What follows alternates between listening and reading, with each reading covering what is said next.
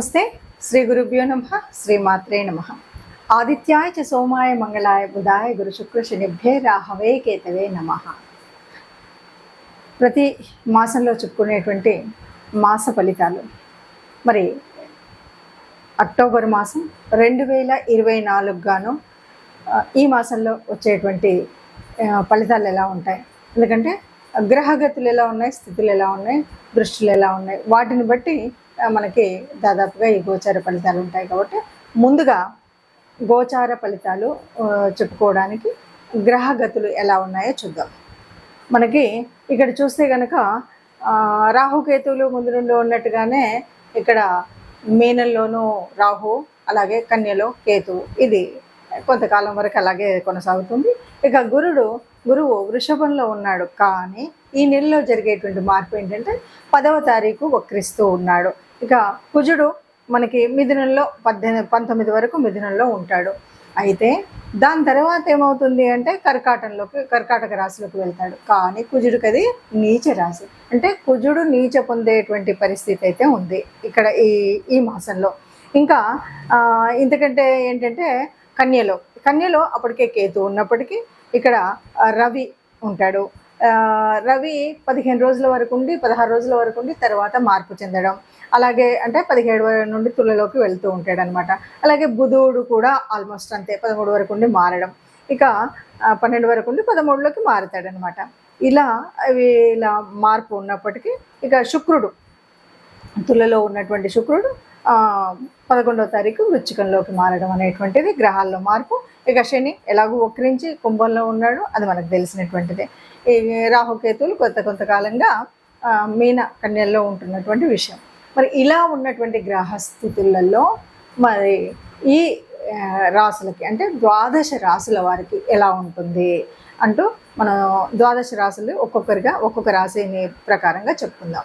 మనం ప్రతి మాసంలో చెప్పుకునేటువంటి మాస ఫలితాలు ఎందుకు చెప్పుకోవాలి అంటే, ఇది జనరల్గా జన్మజాతకంలో ఉన్నటువంటి జాతకాలు మనకు ఉన్నాయి కదా అన్నప్పటికీ కూడా ఏ నెలకా నెల ఎందుకు చెప్తామంటే, ఉన్నటువంటి గ్రహాలు అంటే గోచార రీత్యా మారుతున్నటువంటి గ్రహాల మూలంగా ఒక్కొక్క గ్రహం వారి యొక్క యుతి కానీ దృష్టి కానీ లేకపోతే వీటి యొక్క వక్రగతి కానీ ఇవన్నీ పరిస్థితులు మారుతూ ఉంటాయి కదా. ఇలా మారినప్పుడు ఒక్కొక్క గ్రహం ఇచ్చేటువంటి అంటే నీచ పొందడము, ఉచ్చలోకి రావడం, ఇలా స్వక్షేత్రంలోకి రావడం, వీటి వల్ల ఏ రాశులు ఉన్నారో వాళ్ళకి కొన్ని మార్పులు చేర్పులు అయితే జరుగుతాయి.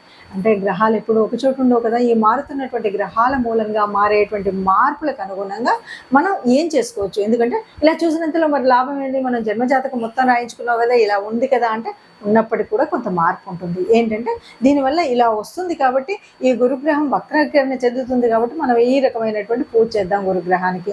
లేదు రవి నీచపడుతున్నాడు కాబట్టి రవికి నమస్కరిద్దాం, కుజుడు మరి నీచలోకి వెళ్తున్నాడు కాబట్టి ఇలా చేద్దాం అనేటువంటిది ముందు జాగ్రత్త కోసమే ఈ జ్యోతిషం ఉపయోగపడుతుంది. అందుకని గోచార రీత్యా మనం ఫలితాలు ప్రతి వారం చెప్పుకోవాలా, ప్రతి పక్షం చెప్పుకోవాలంటే చెప్పుకుంటే మనకు ఒక రకమైన ముందుగా మనకు మార్గదర్శనం చేసినట్టుగా ఉంటుంది కాబట్టి అలా చెప్పుకుంటాం. అలా మనం ఈ మాసం ఫలితాలు కూడా చెప్పుకుందాం. తదుపరి రాశి కన్యారాశి. కన్యారాశి వారికి ఎలా ఉంటుంది అంటే, రాశిలోనే మరి కేతు ఉన్నాడు, సప్తమంలో రాహు ఉన్నాడు, మరి అది కాకుండా రవి బుధుడు ఉన్నాడు. ఇలా ఉండి ద్వితీయంలో శుక్రుడు ఉన్నాడు. ఎట్లా ఉంటుంది అంటే లాభ నష్టాలు రెండూ కలిసి కలగలుపుగా ఉంటుంది. అన్ని ఆనందాలు అంటే కాదు అనిపిస్తుంది, అన్ని కష్టాలు అంటే కాదు అనిపిస్తుంది. కష్టం, నష్టం, ఆనందం, సుఖం అన్నీ కలగలుపుగా ఉన్నటువంటి మిశ్రమ ఫలితాలు ఈ మాసంలో చూస్తారు.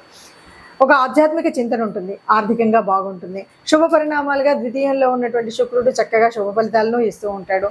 ఇలా మనకి ఎట్లా అంటే రవి రాశిలోకి వచ్చి చేరడం, మళ్ళీ తర్వాత నీచ పొందడం, అంటే దీనివల్ల ఎలా ఉంటుంది అంటే ఏ గ్రహం ఇవ్వాల్సినటువంటి ఫలితాలు ఇస్తూనే మళ్ళీ కొద్దిగా కష్టం పెట్టినట్టుగా మనకు అనిపిస్తుంది. మొదట 15 రోజులు బాగున్నటువంటి కుజుడి ప్రభావం, తర్వాత నీచ పొందడం. ఇలాంటి పరిస్థితుల్లో కన్యా రాశి వారు మరి ఎలా ఉంటే బాగుంటుంది అంటే, తప్పనిసరిగా మనం మాట్లాడేటప్పుడు జాగ్రత్తగా ఉండి, ఆదాయపరంగా ఆర్థికంగా ఎలాంటి ఇబ్బందులు లేకుండా ఉండేటువంటి వ్యవస్థ ఉన్నప్పటికీ కూడా వాటిని ఖర్చు పెట్టేటప్పుడు కొత్త జాగ్రత్తల్లో ఖర్చు పెట్టడం, అది రేపటి అవసరాలకు అనుగుణంగా ఉండేటువంటి ఇన్వెస్ట్మెంట్ మాత్రమే చేయాలి.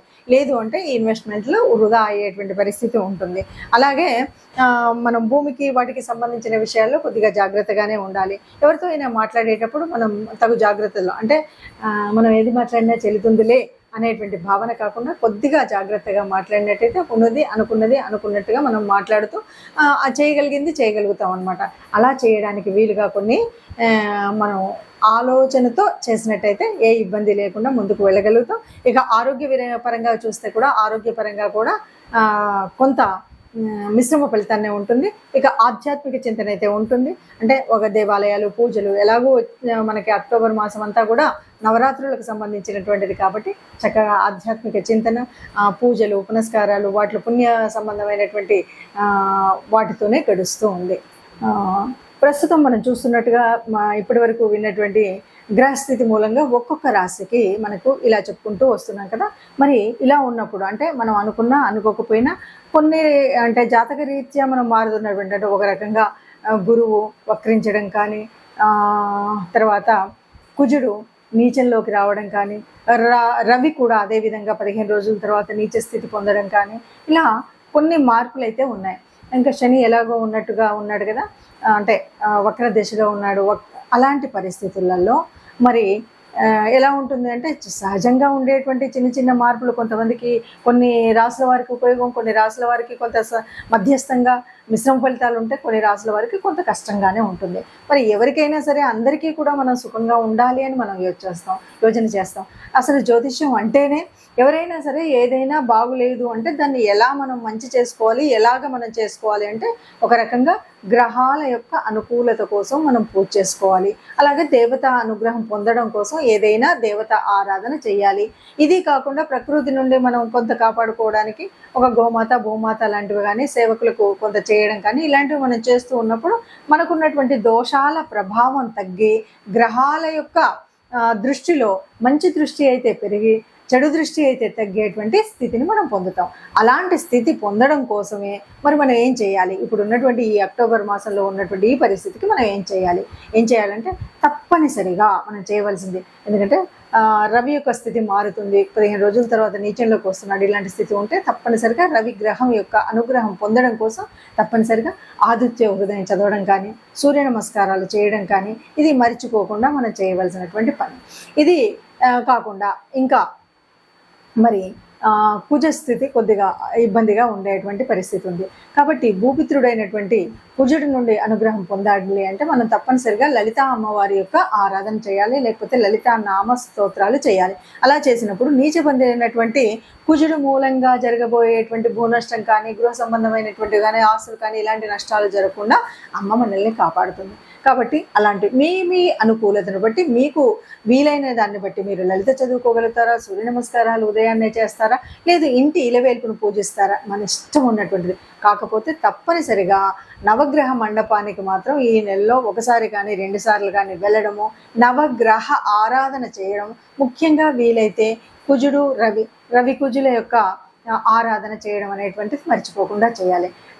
ఇది కనుక మనం చేసినట్టయితే మీరు అనుకున్న విధంగా ఏదైతే మీరు ప్రణాళిక వేసుకొని వృద్ధిలోకి రావాలనుకుని మనం చేసేటువంటి వృత్తి, వ్యాపార, ఉద్యోగాల్లో ఉన్నాయి, వాటిలో అనేక రకాలైనటువంటి మంచి జరుగుతుంది. లేదా చెడును ఆపే స్థితి ఉంటుంది. కాబట్టి ఈ విధంగా ముందుకు వెళ్ళడం, అన్నింటికీ మించి మనం ఏ దోషం ఉన్నా ఇంకేది తెలియదో నాకు ఒక ప్రత్యేకమైన దేవత ఆరాధన అని కాకుండా కనీసం గోశాలకు వెళ్ళడం, ఆ గోశాలలో గోవులకు గ్రాసం ఇవ్వడం, గోసేవ చేయడం కానీ ఇంకేదైనా చేసినట్టయితే గోమాతకి గ్రాసం ఇచ్చినప్పుడైతే సర్వదోషాలు పోతాయి అన్నది మనం చెప్పేటువంటి విషయం.